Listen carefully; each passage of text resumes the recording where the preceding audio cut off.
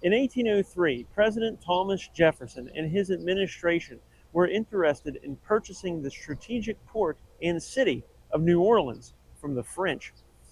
France had been in turmoil for years after their own revolution and the rise of their dictator, Napoleon Bonaparte.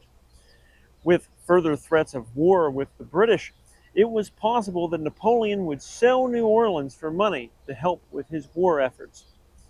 Preparing to offer France $10 million for just New Orleans, the negotiators for the United States were surprised when Napoleon offered to sell all of Louisiana for $15 million. In 1803, Louisiana was not just the state that we know today. It was a giant expanse of wilderness, plains, and rugged terrain that stretched from the Gulf of Mexico north along the whole Mississippi River and west to the Rocky Mountains.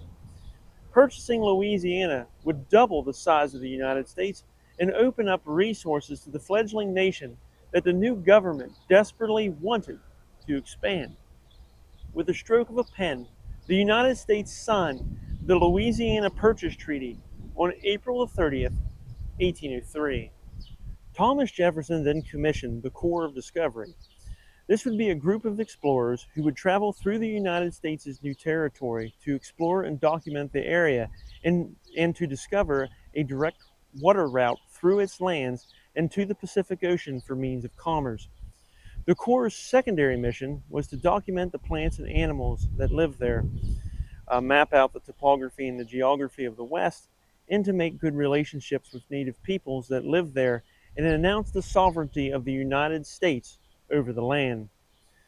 To lead this Corps of Discovery, Jefferson chose Army Captain Meriwether Lewis. Captain Lewis invited his friend, Captain William Clark, to join the Corps as a co-leader. Both men were skilled military leaders and frontiersmen. They were perfect for the job. Lewis had a scientific mind, much like Jefferson, and would be pivotal in documenting the West's flora and fauna. Clark, a skilled organizer of men and a skilled map maker, would be pivotal in documenting and mapping the wild lands to the West. But Lewis and Clark couldn't do this expedition on their own. They needed to build their crew that would travel up the Missouri River, cross plains full of possibly hostile Native Americans, climb mountains, endure the cold, the heat, the bugs, the rain, the snow, the hunger, and lack of resources as they travel and survive this long trek to the Pacific Ocean. These men that they needed to recruit had to be hardy and skillful. And one of these men they encountered at Kaskaskia, Illinois. He was a trained carpenter from Pennsylvania that happened to be serving as an Army private. Skilled in running pack horses, military discipline, living off the land, and of course, working with wood as a carpenter, Lewis agreed to recruit this tough man. In late 1803, the Corps of Discovery welcomed the Irish-descended but Pennsylvania-born private Patrick Gass, the Pennsylvania Carpenter, on the Lewis and Clark expedition.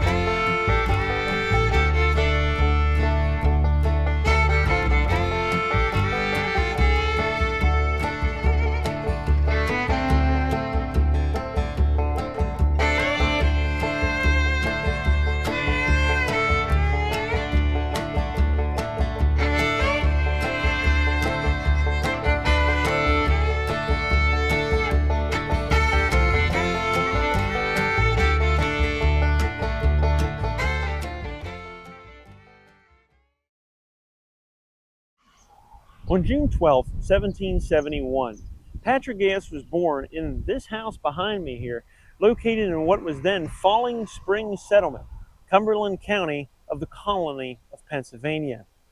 Today, the house is still located here at 181 Franklin Farm Lane, Chambersburg, Pennsylvania, in Franklin County. And if you ever want to come visit it, it has a nice sign and everything. It's really nice. It has a garden, and some of the plants in the garden actually pertain to plants either discovered or talked about in the journals of Lewis and Clark.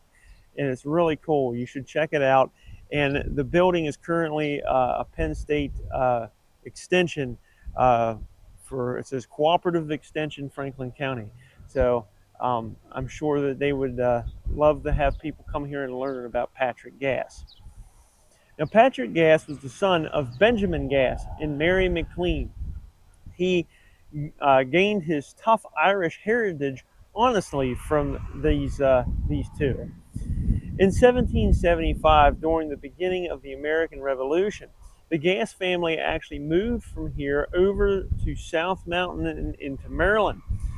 From 1777 to 1780, young Patrick Gass lived with his grandfather to acquire a basic education. However, Patrick said his early education at this time only lasted 19 days and barely covered the basic subjects of reading, writing, and ciphering. Though his education as a child was poor, Patrick learned as he aged how to read, write, and cipher as he interacted with other men in his various occupations. In 1782, the Gass family removed themselves from what is now central Pennsylvania and they moved west. Now, west in 1782 is not the west that we may think of today. There were no plains or cowboys, but there were plenty of criminals, wilderness, and Indians. West to the Gass family was what is now western Pennsylvania and eastern Ohio, an endless wilderness that was opened to expanding American settlers due to the rise of the fledgling country that we call now the United States of America. Bouncing from the forks of the Youghiogheny River to Beazenton, now Uniontown, Pennsylvania, and then to an old Indian camp used as a temporary living area for travelers called Catfish Camp. Now, Catfish Camp was a halfway point on Indian trails going to the Monongahela and the Ohio rivers, and was located in the area of what is now Washington, Pennsylvania today. At Catfish Camp, Patrick lived on the farm that his father leased. The young man would hire out to work on pack horse trains that traveled the Appalachian Mountains, acting as part of one of the few conduits of commerce that connected the seacoast with the rugged lands of the Ohio. Equipping horses with wooden racks, bags, bundles, and barrels were strapped to them, and men known as teamsters would lead these long lines of pack horses up and over the mountains because no decent wagon trail existed at that time. The pack horse trains would deliver much needed supplies to the west and deliver to market the bountiful harvest of the local farmers to the east. Patrick, as one of these teamsters, would travel back and forth across the Appalachians in Pennsylvania with salt, iron, and other goods strapped to horsebacks. This occupation brought Patrick back to his birthplace here in Chambersburg, Pennsylvania. Patrick also frequented Hagerstown, Maryland, and the town of Mercersburg, Pennsylvania, which was a main staging point for pack horse traffic. In 1792, Patrick's father was drafted into the Virginia militia during the Northwest Indian War, which saw increased hostilities with native peoples to the west due to European encroachment onto their lands. Patrick Gass joined the militia in lieu of his father. Patrick was stationed at Yellow Creek under Captain Caton and served guard duty on the frontier in case of an oncoming Indian incursion on European settlers. But soon, Patrick was moved to Bennett's Fort, near what is now Wheeling, West Virginia, where he served garrison duty. While the adventurous Patrick Gass manned a fort, something similar to what you might see behind me here, other Americans, led by General Mad Anthony Wayne, were out west engaging Indian forces. In 1794, this war saw a sweeping American victory after General Wayne's successes at the Battle of Fallen Timbers in what is now northern Ohio. And for anybody that's local to the Franklin County area, Waynesboro, Pennsylvania is named after General Mad Anthony Wayne. In March 1793, Patrick joined the famed flatboatmen of the Ohio and Mississippi rivers in a trading trip. The flatboatmen were the rough of the rough at the time. Mike Fink, a famous and sometimes fabled flatboatman, correctly explained his kind as half horse and half alligator. Their rough and tumble life earned them fame, glory, and a lack of an eye or a nose after a brawl caused it to be poked out or bitten off. Patrick joined these ruffians on a trading trip down the Ohio River, down the Mississippi, and to the trading town of New Orleans at the Gulf. Patrick Gass then returned home by taking boats to Cuba and then to Philadelphia, then found his way to Chambersburg, Pennsylvania, and went on to his home in the West. In 1794, Patrick arrived in Mercersburg, Pennsylvania, where he bound himself for 2 years and 3 months as an apprentice to learn the carpenter's trade. Patrick helped to build a home for James Buchanan Sr. in the town of Mercersburg here. That building still stands. It's the one right here behind me, and it is the James Buchanan Pub and Restaurant and Inn. Now, later in life, Patrick Gass would remember meeting little Jimmy here, who grew up at this residence and would eventually become the 15th President of the United States of America.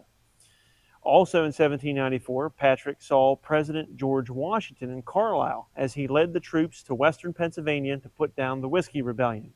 According to Mr. Gass's biographer, in 1858, Patrick did not participate in this engagement because he was too much of a patriot to resist the government, and he loved good old Monongahela whiskey too well to enlist against the Whiskey Boys. So he remained wisely neutral. Patrick remained a carpenter in the Mercersburg area until 1799, when rumors of war between the United States and France loomed on the horizon. Putting down his plane and hammer, Patrick picked up his musket and joined the 10th Regiment of the American Army, commanded by General Alexander Hamilton. He spent the winter of 1799 in a barracks in Carlisle, Pennsylvania, eventually moving to Harper's Ferry, Virginia in June 1800. He eventually became discharged that year because the war against the French did not materialize. However, he re-enlisted, living the military life, moving from place to place along the Ohio, Mississippi, and Tennessee rivers. In the fall of 1802, he was sent with an artillery unit to Kaskaskia, Illinois. In 1803, it was at this location, serving under Captain Russell Bissell, that Patrick heard the call to join the Lewis and Clark expedition. The Secretary of War instructed Captain Bissell to furnish 1 sergeant and 8 good men to the Corps of Discovery, and Patrick requested for the transfer. Bissell refused because he didn't want to lose a good carpenter. Patrick's experience with pack horse travel, survival, military discipline, movement of supplies, and carpentry skills would appeal to Captain Meriwether Lewis when Patrick personally sought him out and asked to be allowed to join the Corps. Come January the 4th, 1804, a list of names of men who would be part of the Corps was written in William Clark's field journal.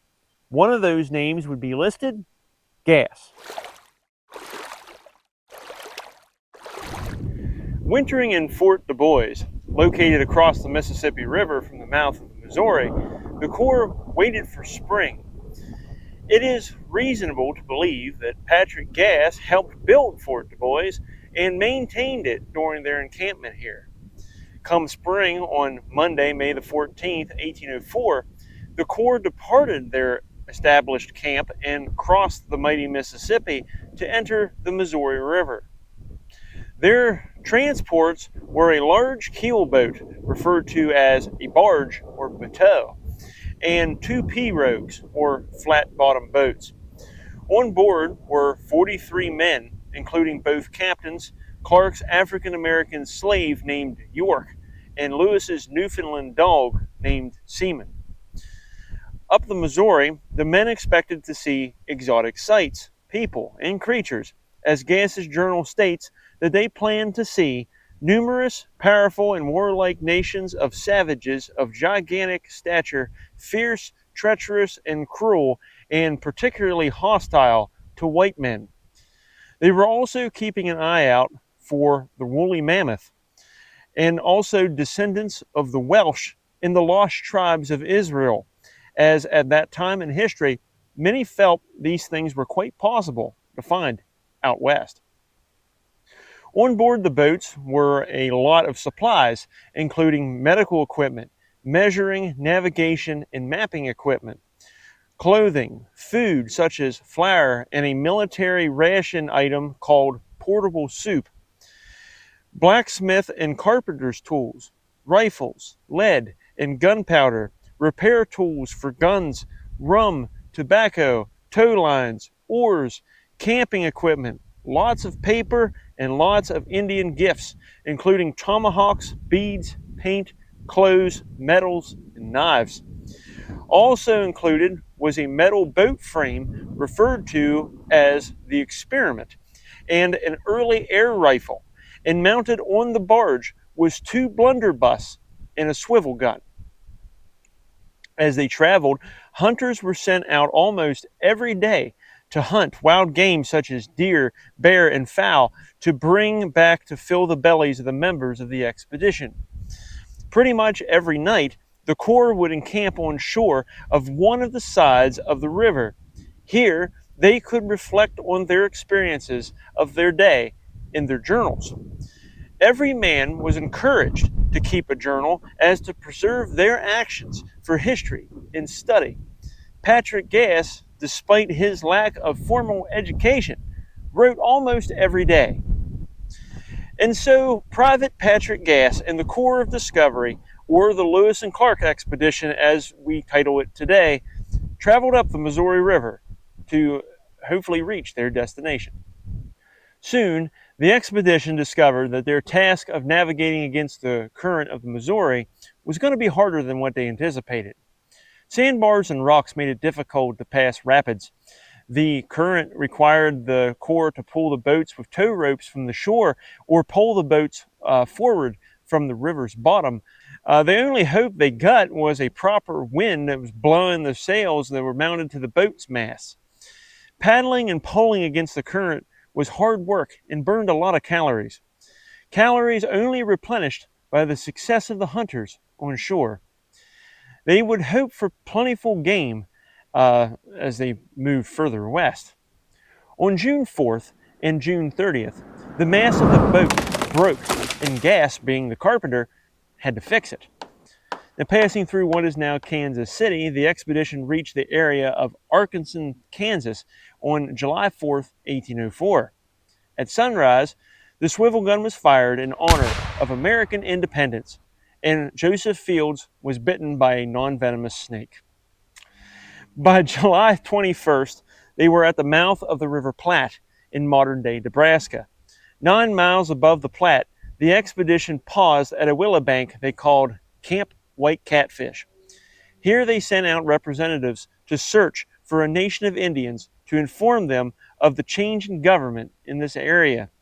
For nearly 5 days, the Corps remained here, making new oars to replace broken ones, hunting, dressing skins, and airing out their baggage. When the American representatives returned without finding the Indian nation, the expedition moved on. On August the 6th, Patrick Gass found a fossil of a fish inside a cavern near Soldiers Creek. This was recorded and collected by Lewis. This fossil still exists and is kept at the Academy of Natural Sciences of Philadelphia. To illustrate the science that Lewis was performing during the expedition, on August 8th, he killed an American white pelican. Patrick recalled that Captain Lewis opened up the bill of the pelican and he dumped water in it to measure how much water the bill held. The bag under the bill of the pelican held 5 gallons of water. In this country, the land around the Missouri River was all prairie, with very little timber. The Corps was in Indian territory, and they kept their eyes open for signs of the natives. When smoke was spotted and investigated, it was found to be what remained of a wildfire claiming the prairie grass. But finally, on August the 18th, contact was made with native people. This would become the first time the expedition met with the natives. On August 19th at 9 a.m., a council was held with the Missouri Nation, in which Lewis and Clark read a speech and gave medals to the natives to encourage peace with the U.S. and the local Omaha Nation. Lewis showed them his air gun and a magnet, which they were surprised by, but they became troublesome as they began to beg for whiskey after that. However, it seemed to Gass and the men at the time that the natives were acceptable of the United States sovereignty over this land. Also on the 19th, Sergeant Floyd became very ill with appendicitis. No doctors accompanied the Corps, but Lewis and Clark were well educated in medicine and did everything to help Sergeant Floyd, but it was all in vain. Sergeant Floyd died around 2 p.m. on August the 20th, 1804. A mile downriver, they carried the body to the top of a high prairie hill, and they buried Floyd under a cedar post, marking and labeling the grave. Nearby, there was a small creek. Gass said, "Our commanding officers gave it the name of Floyd's River to perpetuate the memory of the first man who had fallen in this important expedition." The creek and grave of Sergeant Floyd is located in modern-day Sioux City, Iowa.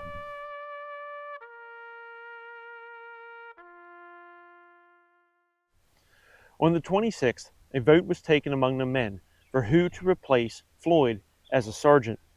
Patrick Gass was elected and recorded in Clark's notes, "Pat Gass a sergeant, Vice Floyd deceased."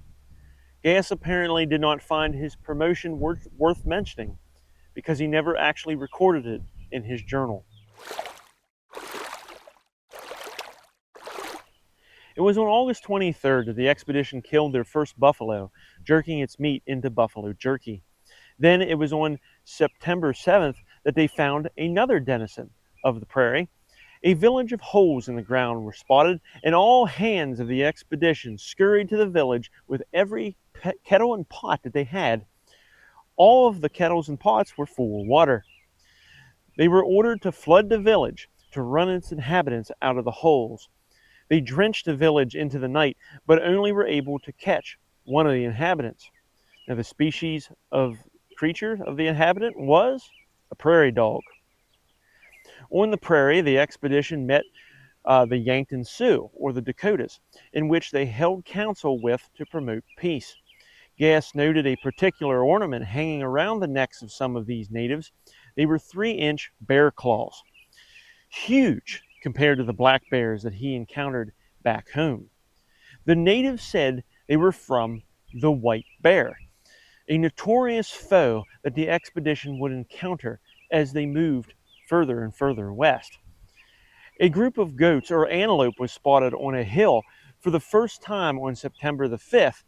Captain Clark killed a member of this species on the 14th, though Gass refers to it in his journals as a goat or antelope. Today it is known as the pronghorn. Upon crossing in what is now called South Dakota, the expedition encountered something that the region is known for today. Near the lands that are visited by thousands of paleontologists from around the world, the Corps of Discovery discovered a petrified or fossilized skeleton or backbone of a very large fish. It was 45 foot long and extremely foreign to the uneducated regulars of the expedition, including Gass. Gass said part of these bones were sent to the city of Washington. These bones are most likely of a plesiosaur or mosasaur, and the fossils Lewis collected most likely resides in the Smithsonian's collection today. The hunters were constantly away from the Missouri River, hunting to feed the Corps. They would bring in pronghorn, deer, elk, and buffalo, but they needed aid to move across the land and transport their harvested meat. They would capture or purchase horses along the way to assist their travel across the prairie. On September 24th, one of these horses went missing, and the hunter blamed the local Indians of stealing the horse.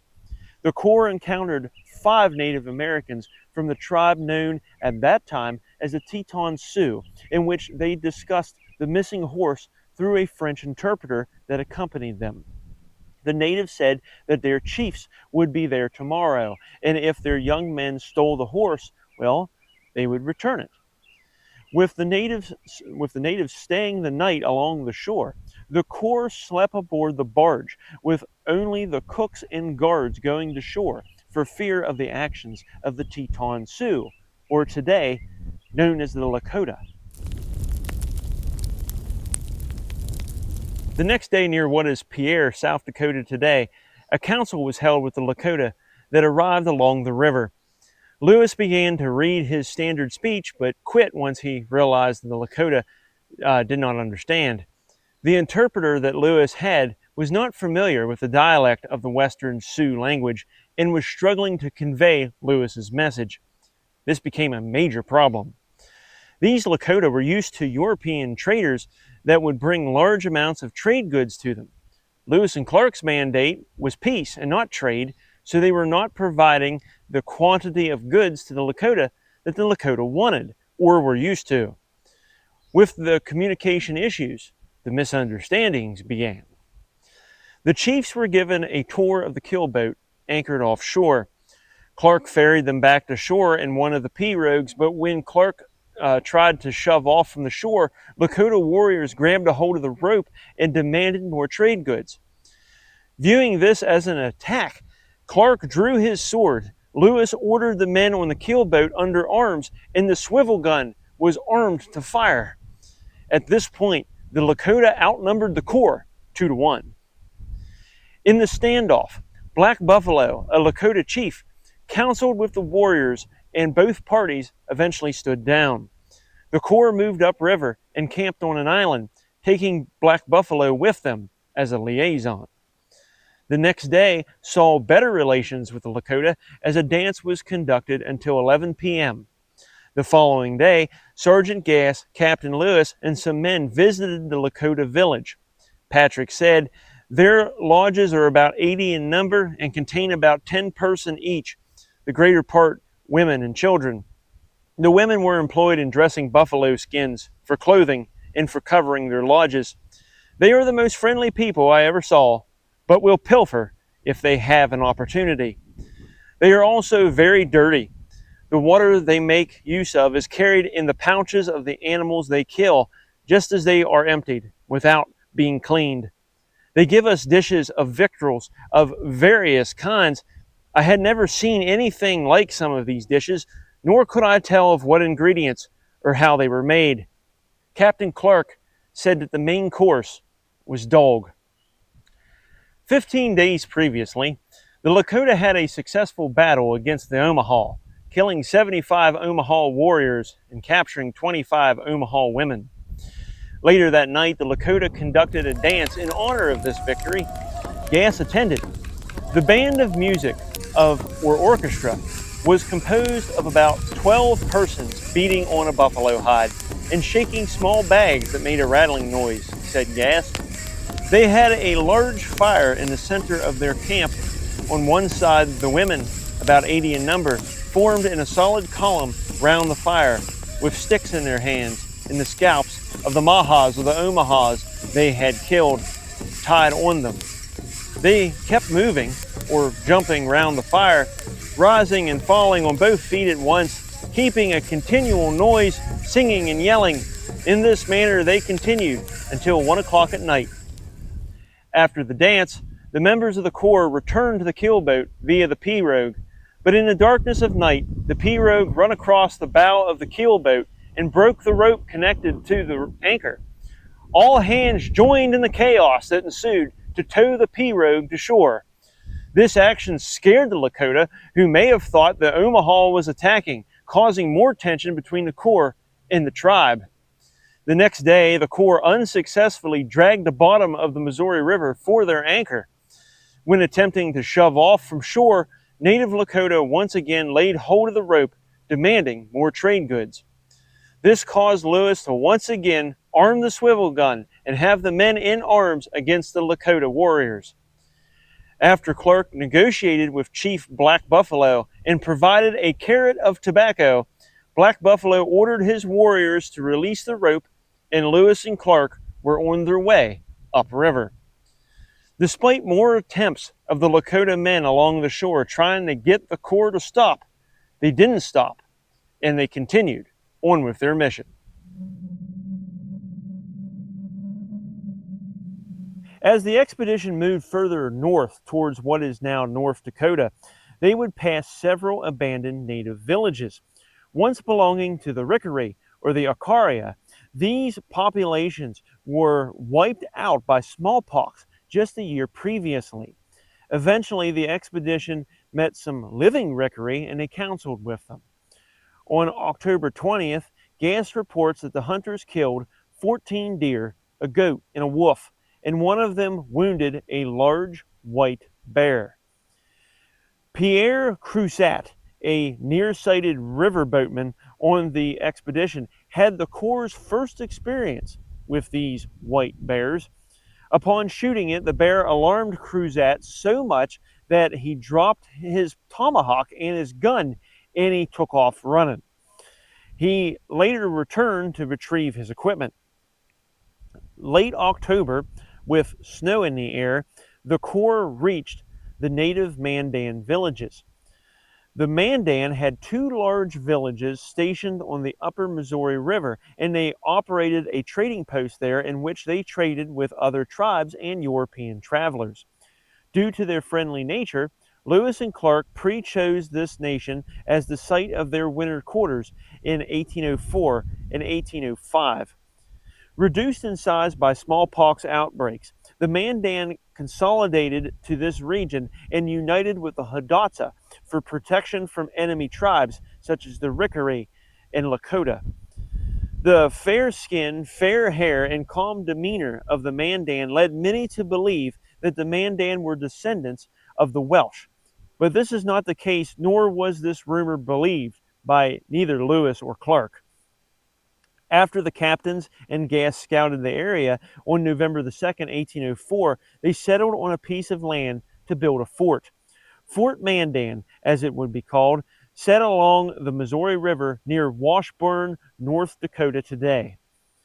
Gass, the carpenter of the expedition, was greatly involved in constructing Fort Mandan, and so he gives the most detail in his journal about its shape. He said the huts were in 2 rows, containing 4 rooms each, and joined at one end forming an angle. Then raised about 7 feet high, a floor of puncheons or split plank were laid and covered with grass and clay, which made a warm loft. The upper part projected a foot over the roofs, were made shed fashion, rising from the inner side and making the outer wall about 18 feet high. The part not enclosed by the huts we intended to picket.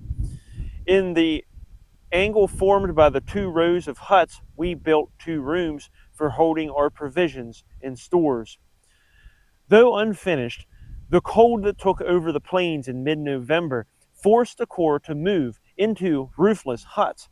But Gass installed roofs shortly after, and just in time too, as they saw 7 inches of snow on November the 27th.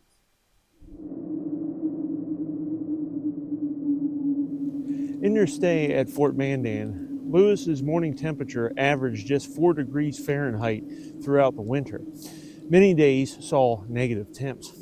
On December the 10th, Gass said an experiment was made with proof spirits, most likely highly alcoholic whiskey or rum that didn't freeze very easily, in which Gass says in 15 minutes froze into hard ice.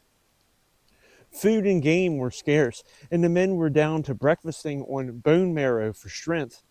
Despite this, flour, dried apples, pepper, and other articles were distributed to the men for a Christmas Eve feast. Upon Christmas Day, the swivel gun was discharged twice in celebration of the birth of Christ and the completion of the fortifications around Fort Mandan. Clark handed out to each man a glass of brandy in celebration, and a dance followed. The temperature was so low that frostbite became an issue to the hunters and traders among the Corps. Frostbite peeled away skin from the face, and they gripped fingers and toes. Ice formed on the river and surrounded the keelboat and the pirogues. Fearing damage to the vessels, the men worked for days to loosen the boats and pull them to shore. After several unsuccessful attempts, the Corps finally got the boats out of the ice. Winter at Fort Mandan saw newcomers to the party. Lewis and Clark hired on Toussaint Charbonneau, a Frenchman who had lived with the Hidatsa for some time and had 2 native wives. Charbonneau was to work as an interpreter, as he was familiar with Western tribal languages. Now, Lewis and Clark were informed by their native host nations there at Fort Mandan of the troubles that they would face further west. The Missouri was made up of large waterfalls in one section, and they were also informed that the Missouri would split in multiple tributaries that made it difficult to discern the proper way of travel. They would face the White Bear and a large wall of rocky mountains, making it impossible to travel by water the whole way to the Pacific Ocean. They would need horses to cross these mountains, and that would mean that they would need to trade for them with a local tribe called the Shoshone, or the Snake People. Charbonneau would prove less useful than his wife, the famous Sacagawea. Sacagawea was Shoshone by birth, but was captured at age 12 by the Hidatsa and taken to the Mandan villages near where the Corps' Fort Mandan was. She was sold with another Shoshone captive to Charbonneau, and he married her. She was pregnant with Charbonneau's child when Lewis and Clark arrived at the Mandan villages. Patrick Gash joined a hunting party across the cold plains in early February 1805, and after killing elk and deer, the party returned to a blessed sight. Gash said, "On the 12th, we arrived at the fort and found that one of our interpreter's wives had, in our absence, made an addition to our number." Sacagawea's newborn baby became the youngest member of the expedition, Jean-Baptiste Charbonneau. Spring was around the corner for the Lewis and Clark expedition, which meant the Missouri River would thaw and they could continue their trip further west. The trip so far resulted in a loss of one of their own, but the danger had yet to begin. Before the expedition lied confusing waterways that could force confrontations with hostile natives if the incorrect way was chosen. Also before them was a great series of cataracts on the Missouri River that would slow their progress but lead them to the friendly Shoshone natives who could provide them help and horses.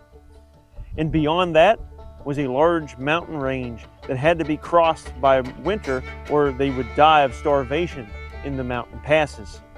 Between all of this was dangerous rapids, fast currents, treacherous trails, and the mysterious White Bear.